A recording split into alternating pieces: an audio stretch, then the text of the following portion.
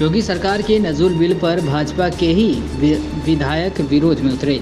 बता दें कि नज़ल भूमि पर उत्तर प्रदेश सरकार का बिल सुर्खियों में है। विधानसभा में ये बिल पास हो गया है, लेकिन विधान परिषद में पेश करने के बाद इसे प्रवर समिति को भेज दिया गया है। सरकार के भीतर ही इस बिल को लेकर अंदरूनी कलह सदन के भीतर दिखाई दी। विधान परिषद में खुद बीजेपी प्रदेश अध्यक्ष भूपेंद्र चौधरी ने समिति को भेजने का प्रस्ताव दिया, जिससे सभापति ने मान लिया। बिल को केशव प्रसाद मौर्य ने विधानसभा में पेश किया था। हालांकि इससे पहले मुख्यमंत्री और दोनों उप मुख्यमंत्रियों के बीच बैठक में बिल को लेकर तमाम आशंकाओं पर बात हुई थी।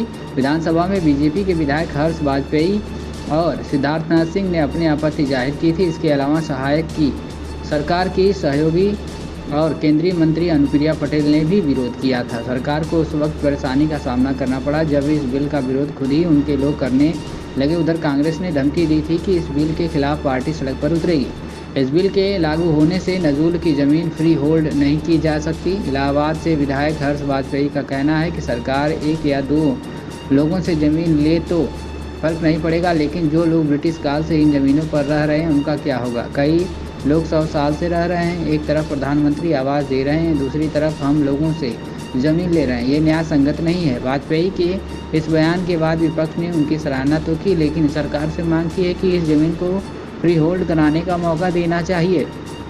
वहीं दूसरे विधायक सिद्धार्थनाथ सिंह ने कहा कि सुझाव पर सरकार को तवज्जो देनी चाहिए और लीज को फिर से नवीनीकरण का मौका देना चाहिए। सरकार के बिल के मुताबिक नज़ुल की ज़मीन पर मालिकाना हक के लिए कोर्ट में लंबित सभी मामले खारिज माने जाएंगे। आलोचकों का कहना है कि इस बिल के जरिए सरकार नज़ुल की ज़मीन को रेगुलेट करना चाहती है, जो सरकार के अधीन है, सीधे सरकार के प्रबंधन में नहीं है। बिल के जरिए सरकार इसको ट्रांसफ़र करके रोकना चाहती है।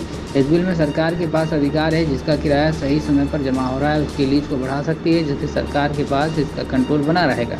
जिन लोगों ने फ्री होल्ड के लिए पैसा जमा किया उनको ब्याज सहित पूरा पैसा वापस कर दिया जाएगा, जो SBI के हिसाब से होगा। लीज की ज़मीन का रेंट जमा किया जा रहा है, सभी शर्तें भी मानी जा रही हैं, तो भी लीज खत्म होने पर सरकार ज़मीन वापस ले सकती है।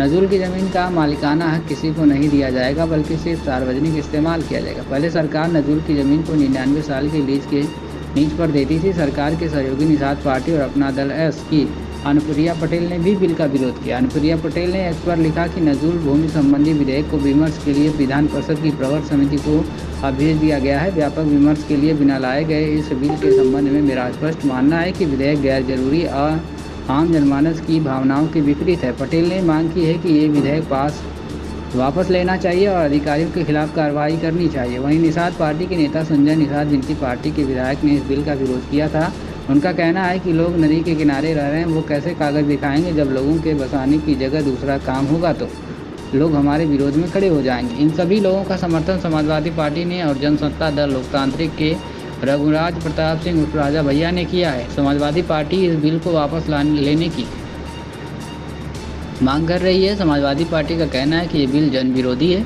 सरकार की तरफ से संसदीय कार्य मंत्री सुरेश खन्ना ने इस बिल का बचाव किया है। उनका कहना है कि बहुत सारे केस अदालत में लंबित हैं जो फ्री होल्ड की मांग कर रहे हैं। सरकार का हितों का नुकसान हो रहा है, क्योंकि सार्वजनिक कामों के लिए सरकार को भी ज़मीन की ज़रूरत है।